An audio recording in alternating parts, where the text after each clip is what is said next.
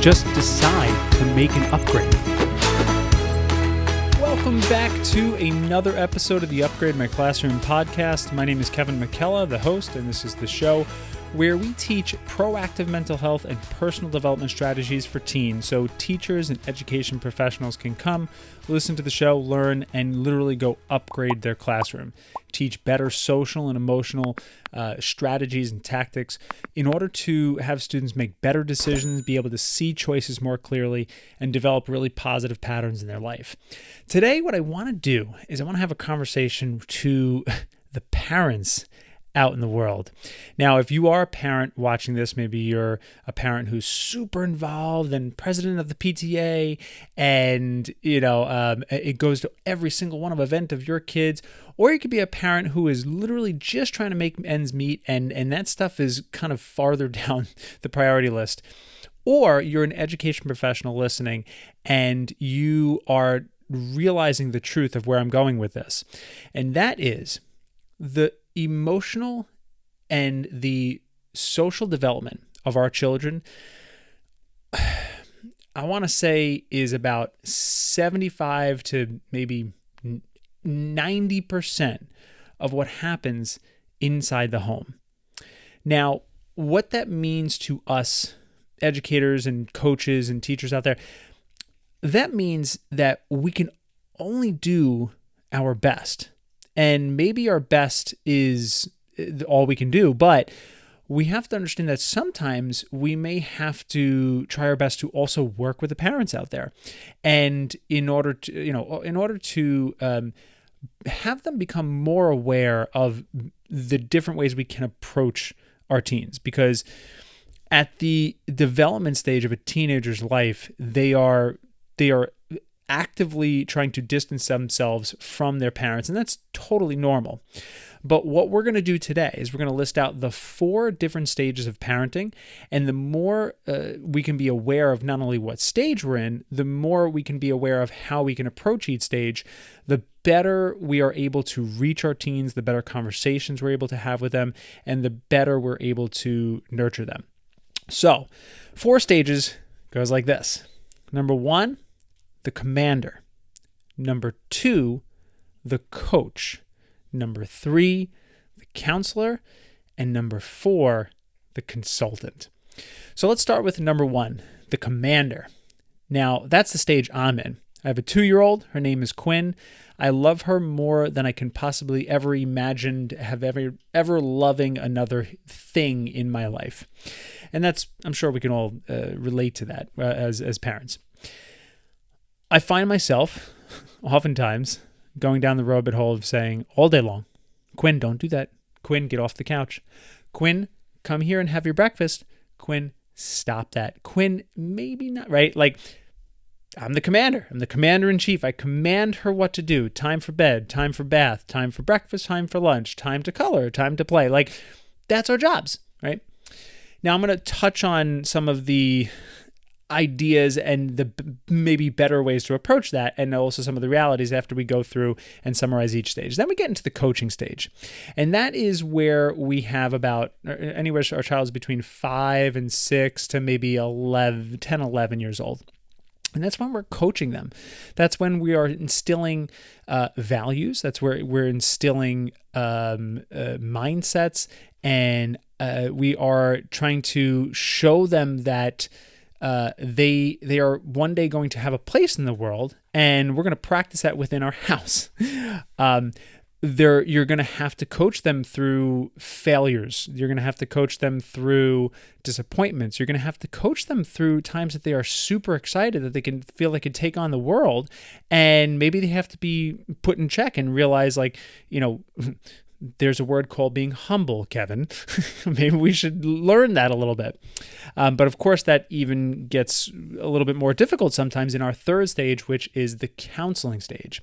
Now, at this point is really where most of the teens that I work with, their parents are in, is the counseling stage. This is high school. This is even maybe 8th grade or so. This is tricky because students are now entering the world and they are experiencing their entire world on their own, right? They're having their own interactions. They're meeting new people that the parents are not aware of. They're going places maybe that their parents are not aware of, or maybe that their parents are not able to be a part of, whatever it may be. It's a really tricky phase because now we have to be counselors, and that's a very different gauge of a coach. And what this looks like is, or at least ideally looks like, is a lot of questions. Instead of trying to tell our students and tell our children what they should be thinking, we want to make sure that they're developing their own thought process through exploration of themselves and finding that themselves. But that's really what a job of a counselor is. Let's jump to the last and final stage, which is the consultant. This is rough, right? This is when our children have grown up, they've moved out of the house, and you're going to get that phone call that says, "Hey, Dad, I was wondering, me and Allison are going to go check out some houses today. I was wondering if you can come along and look at the foundation." Oh, that breaks my heart. I'm not ready for that. Good news is I got a long time, but of course, it's probably going to go really fast. Either way, let's then dig into more about each phase and how we can better approach this, and how we can better approach it from an emotional level to develop our children's EQ, their emotional intelligence. So in a commanding phase 1, ideally, you want, I know this is going to sound weird, but you want to approach raising a child, and a toddler for that matter, as training a dog. And the best approaches that I've learned how to train a dog is positive reinforcement, but not necessarily positive reinforcement, but positive environments. So for instance, if you want a dog to stay away from, you planted some grass, right? And you want your dog to stay, this is a really terrible example, but bear with me. If you wanted your dog to stay away from an area that you just planted grass, but they're not really kind of, they don't really know where, they don't have like a spot to go to the bathroom, and they kind of go over. So sometimes they go there, sometimes they go. What you could do is once you see the dog go to the bathroom in a good spot away from the new freshly seeded grass, you can reward the dog and say, "Oh my gosh, that was amazing. Oh my God," and give her a treat, whatever, right? However you want to reward the dog, but you're rewarding the dog and you're setting up the dog for an environment that's successful. Maybe another example may be if you want your dog to stop jumping on people when they first enter the house. And also, I'm not a dog trainer, so take this with a grain of salt. But if you want your dog to stop jumping on people, instead of scolding the dog when they do, right, you want to get to a place, which I can't help you there, but you want to get to the place where you're rewarding the dog for not doing that, right? Or possibly even before you get there, putting the dog in another room because you're not allowing that to happen. You're not allowing that behavior to happen. With a child, with a toddler, it is tricky because you're not always going to be able to set up in a perfect environment and be there on the floor 24/7 playing with your child every single day, all day long, to be able to avoid certain bad things. So if I have to take a call or something, and I have to step away from the den and I have to go in the kitchen, so I still got an ear and an eye shot of my kiddo, but I kind of see her starting to climb in the fireplace. Who's at fault? She's not at fault. I'm at fault, right? Granted, it's not really my fault. I have to live my life, but at the same time, I have to say, "Quinn, don't climb in the fireplace. That's bad. You might get hurt." But at the same time, it's totally natural for her to do that. She's exploring. She doesn't know, but I haven't set up the environment to do that. So The better way to not necessarily be a commander is to create the best type of environment you can to try and avoid those possible things. But again, a child is much different than a dog.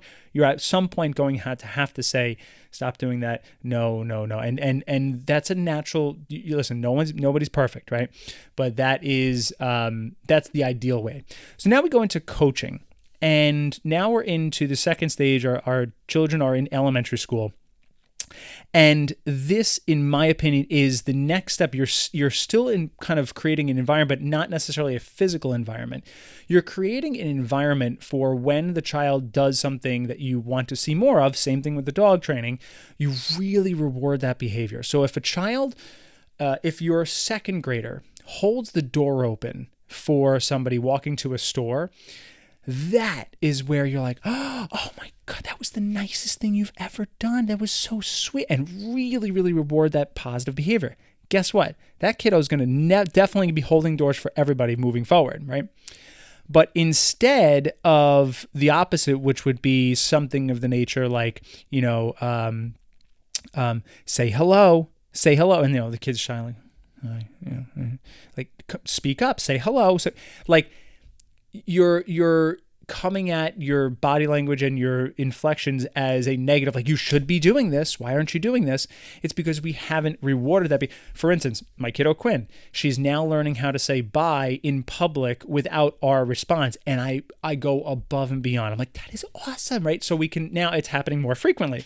So that's exactly the type of behavior we want. And with coaching, again, these types of things are at this age in elementary school, it's a little bit more advanced, right? You're setting up that environment a little bit more. You're also, in my opinion, you're also holding true to what you say. And ultimately, that's, if you look at the job of a coach, right? When a coach, if you're looking at any type of sports team, there's a score at the end of the game, and you either win or you lose. And if you lose, the coach is not going to be like, yeah, but we won inside, right? Like, no. You lost. That's the game. In my opinion, take it from what it's worth. I am not a coach yet, at least in the parenting phase. But you need to really hold true to what you say. So if you say no ice cream after dinner if you don't eat all of your vegetables or whatever, and that kid pounds you down and pounds you down and pounds you down, like, fine, just have the ice cream, get out of my face. I can't do this. They've learned that behavior. And now, guess what? They ain't ever eaten their vegetables. And you know that. So I think at this stage, when we have to start creating these systems and these values, and we have to be really hard. And I think this even starts even a little bit before the coaching phase. But at the same time, too, kids are going to, at this age, start asking you questions like, what do you think? And that's where we start to kind of meld together these two parenting phases, which is the coach and the consultant. Now, the trick about the consultant is, which is different than the coach, is that the consultant, you have to really start these conversations more, right? The consultant or the, the counselor. The counselor, right, has to start these questions sometimes, because with a teenager, it's like, yeah, I'm not saying anything. I'm too cool. I'm too cool to speak, right? And again, that's kind of natural behavior. So as a counselor, we have to try to find the right opportunities to ask the right questions. And this is very particular because you have to know your child really, really well, and you have to know when the right time to do this is. And these questions are as simple as, I don't know, how'd that make you feel? Do you think you'd do anything differently? What do you think she feels? Right? These types of really open-ended questions to let them get to the next level of this problem that they're feeling, right? Or they're experiencing. I think back to my mom with the coach and the counseling phase of when I was a child, and my mom wanted nothing. She loved me too much, which is maybe possible, but she loved me too much because she never wanted to see me upset. Never. Ever, ever, ever. And there were times where she knew I was wrong and she told me, but at that point in my life, I was super very egotistical, and I could not listen to that. I was like, you know what she's talking about. You're dumb, right? It's mom, ma. And at the same time, that was because previously she could never see me like upset. And that's where I was able to break her down. I remember every time I got in trouble and I was grounded, that lasted for about 2.5 hours until I just pushed and pushed and pushed. She's like, fine, I just don't get right. So with this being said, the counseling and the questions we want to ask our students and our children, we have to make sure that we're doing it at the right appropriate times. And we don't want to overdo it, because they very quickly can tell whether this is a genuine question that you have, or this is something they watched on a podcast or listened to on a show or something. And they know that you're like switching into a mode. My advice would be just genuinely be interested about what they're feeling, but make sure you're taking them to the next level by asking them the questions. Don't give them the answers for them. Don't be like, oh, I'm sure she's not heard that. Oh, I'm sure he'll be okay. Don't worry about it. First of all, we don't know, number one. Number two, we want to hear them come to those conclusions on their own. We want them to start to put A and B together, and then, start figuring out and reflecting, because at that point in their lives, the one thing that I 100% could have benefited from was reflection in my high school years. I just was going at 100 miles per hour, and nobody or nothing could ever, tell me or prove to me that maybe it was me the problem. Maybe I was the problem. So the more we could teach our kids to self-reflect, the better they would be. And of course, we enter the last stage, which is the consultant, right? This is when you're on a retainer and your children ask you for big open-ended either questions or advice or some help with something, and you're just thrilled to do it because any opportunity you can hang out with them. And I'll be perfectly honest with you, I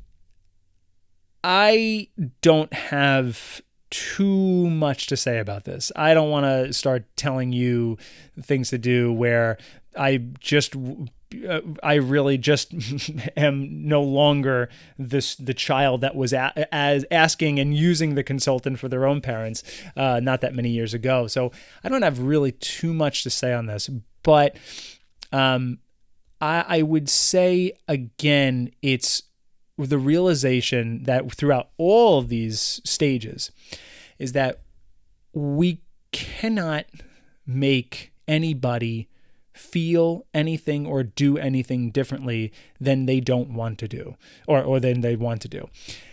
No matter if it's your child, your spouse, your grandma, grandpa, your brother, sister, whoever it is, you can't make anybody do anything differently unless they want to do it themselves. So when I was an adult child, right, when I was 20, 21, 22, early 20s, I was an adult. I was technically the consultant, or the consultant client. I moved out. I had my own apartment, and I had so much to learn on my own about how to be a real adult, how to be a responsible adult, how to navigate the world and the idiosyncrasies, the little nuances that the workplace demanded of you, and the game sometimes you have to play, and that is sometimes. You really can't teach that as a parent because your child has to go out into the world and experience those things. The best thing you can do in the counseling phase is to be able to put those scenarios in front of them and ask them questions, well, what if happens, then what would you do with that? And try to think about your own experience in your own life and try to present that to them. And I think, like I said, the realization of understanding that everybody makes their own choices, and we are a byproduct of the decisions that we make day in and day out, and we can only guide our children to the best way we can. And that's what I got for you today. I hope you enjoyed. I hope you learned something. I hope you're maybe are able to maybe think about those questions you may want to ask your students and ask your children. And you can do this at any phase maybe not so much a toddler, but even as a coach, even in those elementary years, you can ask provoking questions and more higher level thinking questions and really go through the who, what, when, where, why, or even better. Another question you can do is continually ask and. So if a child gives you a response and you literally say and, asking for them to just go deeper. And you could do that 2, 3, 4 levels down, and that creates such a different level of thinking as well. So I hope you liked today's episode. Thank you for tuning in. If you like it, then hit like, hit subscribe, and hit the bell notification to be notified every time I release a new video. And let me know what you thought today. First of all, let me know what stage of parenting you're in. Comment below, and what may be the biggest challenge you're facing with that current stage that you're in. If you like today's video, you should check out this one right over here.